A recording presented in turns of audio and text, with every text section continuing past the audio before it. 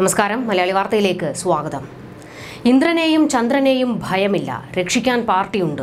അതായിരുന്നു ഇതുവരെ TP case പ്രതികളുടെ അഹങ്കാരം. ആ അഹന്തയുടെ കൊമ്പൊടിച്ചു ഹൈക്കോടതി. 51 വെട്ടിന് ഇനി ശിഷ്ടകാലം അകത്ത് കിടക്കാം. അഴിക്കുള്ളിൽ കിടന്നും കേരളത്തെ നിയന്ത്രിച്ച ഗുണ്ട മാഫിയയെ ഹൈക്കോടതി തളയ്ക്കുമ്പോൾ പാർട്ടി കോടതിയുടെ ആപ്പീസ് കൂടിയാണ് പൂട്ടിയത്. TP കേസിലെ പ്രതികൾക്ക് 2044 വരെ അഥവാ 20 വർഷം ഈ പ്രതികൾക്ക് ശിക്ഷയിൽ ഇളവ് നൽകരുതെന്നാണ് ഹൈക്കോടതിയുടെ വിധി. TP കൊലക്കേസിൽ justice AK Jayasankaran Nambiar, justice Kauser Edappagath എന്നിവരടങ്ങിയ ബെഞ്ചിന്റെ വിധി അതിസുപ്രധാനമാകുന്നത് ഇതുകൊണ്ടാണ്. കീഴ്ക്കോടതി വിധിയേക്കാൾ വലിയ ശിക്ഷയാണ് ഹൈക്കോടതി നൽകിയിരിക്കുന്നത്. 1 മുതൽ 5 വരെയുള്ള പ്രതികൾക്കും 7ാം പ്രതിക്കും 11ാം പ്രതിക്കും ഇരട്ട ജീവപര്യന്തമാണ്. ഇവർക്ക് ഗൂഢാലോചന കുറ്റം കൂടി ചുമത്തുകയാണ് ഹൈക്കോടതി.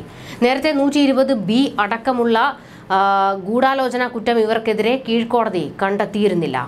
ഇതിനൊപ്പമാണ് ഇവർക്കാർക്കും 20 കൊല്ലം കഴിയാതെ പരോൾ പോലും അനുവദിക്കരുതെന്ന ആവശ്യം. അതായത് 20 കൊല്ലം വരെ ശിക്ഷാ ഇളവ് ആർക്കും കൊടുക്കാൻ കഴിയില്ല.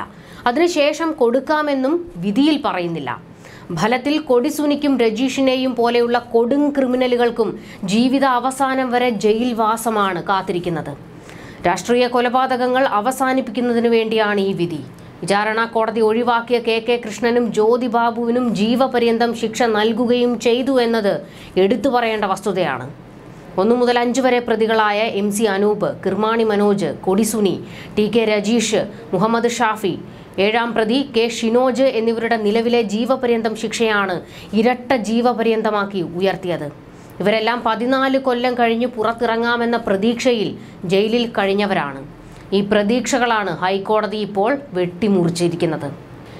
നിലവിൽ ജീവപര്യന്തം അനുഭവിക്കുന്നവർ 12 കൊല്ലം ശിക്ഷ അനുഭവിച്ചു കഴിഞ്ഞു. അവർക്ക് 8 കൊല്ലം കൂടി ശിക്ഷ തുടരണം. അതിനുശേഷം 1 മുതൽ 5 വരെയുള്ള പ്രതികൾക്കും 7ാം പ്രതിക്കും 11ാം പ്രതിക്കും ഇരട്ട ജീവപര്യന്തം വിധിച്ചു. ഇതിൽ 11ാം പ്രതി കുഞ്ഞനന്തൻ മരിച്ചു. ബാക്കി എല്ലാവർക്കും 2044 വരെ ഇനി ജയിൽ മോചനം ഇല്ലെന്നതാണ് വസ്തുത. എന്നാൽ വധശിക്ഷയ്ക്കായി പ്രോസിക്യൂഷൻ അപ്പീൽ പോകും. അതുകൊണ്ട് തന്നെ സുപ്രീം കോടതിയിലെ പോരാട്ടവും കേസിൽ അതിനിർണായകമാകും. ജീവപര്യന്തമെന്നാൽ 14 കൊല്ലം ശിക്ഷയെന്നാണ് പൊതുവെയുള്ള ധാരണ. രാഷ്ട്രീയ സ്വാധീനമുണ്ടെങ്കിൽ ഇത്തരം പ്രതികൾ 14 കൊല്ലം കഴിയുമ്പോൾ പുറത്തിറങ്ങും. ഇതാണ് TP കേസിൽ ഇനി അസാധ്യമാക്കുന്നത്. 6ാം പ്രതി അണ്ണൻ സജിത്തിന് നേരത്തെ ജീവപര്യന്തം ശിക്ഷയായിരുന്നു. ഇത് ജീവപര്യന്തവും 6 മാസം തടവുമാക്കി ഉയർത്തി. 20 വർഷം കഴിയാതെ പരോളോ ശിക്ഷയിൽ ഇളവോ പാടില്ല എന്ന വിധി പ്രസ്താവമാണ് ഹൈക്കോടതി വിധിയെ ശ്രദ്ധേയമാക്കുന്നത്. കൃഷ്ണനും ജ്യോതി ബാബുവിനും പരോൾ വ്യവസ്ഥ ബാധകമല്ല.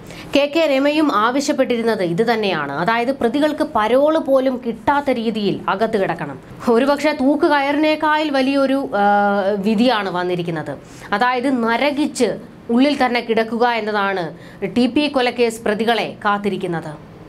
കേരളത്തെ കുറ്റകൃത്യങ്ങളുടെ കേന്ദ്രമാക്കാൻ ഇറങ്ങി പുറപ്പെട്ട കൊടിസുനിയെ പോലെയുള്ളവർക്ക് ജയിലിൽ നിന്നും പുറത്തു വരാൻ കഴിയാത്ത സാഹചര്യമുണ്ടാകും. ഇത് പല പ്രശ്നങ്ങൾക്കും പരിഹാരം തന്നെയാണ്. കാരണം ഉള്ളിലിരുന്നു കൊണ്ട് പോലും വലിയ ആസൂത്രണങ്ങൾ, കൊടും ക്രിമിനലാണ് കൊടിസുനിയൊക്കെ.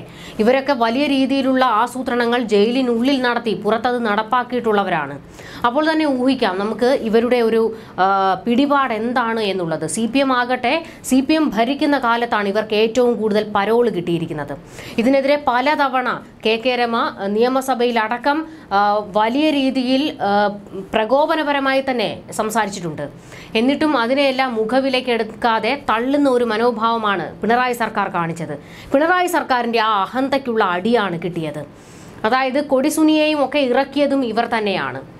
അതുകൊണ്ട് കൊടിസുനിയും കൂട്ടരും ആവശ്യപ്പെടുന്നതൊക്കെ നടത്തി കൊടുത്തേ പറ്റുകയുള്ളൂ. അല്ലെങ്കിൽ ഇവരുടെ വായിൽ നിന്നും പലതും പുറത്തു വരും. ആ പേടി CPM-നുള്ളത് കൊണ്ടാണ് പരോൾ ആവശ്യപ്പെടുമ്പോഴൊക്കെ കൊടുത്തിരുന്നത്. അതിനെല്ലാമാണ് ഇപ്പോൾ ഹൈക്കോടതിയിൽ നിന്നും വലിയ അടി കിട്ടിയിരിക്കുന്നത്.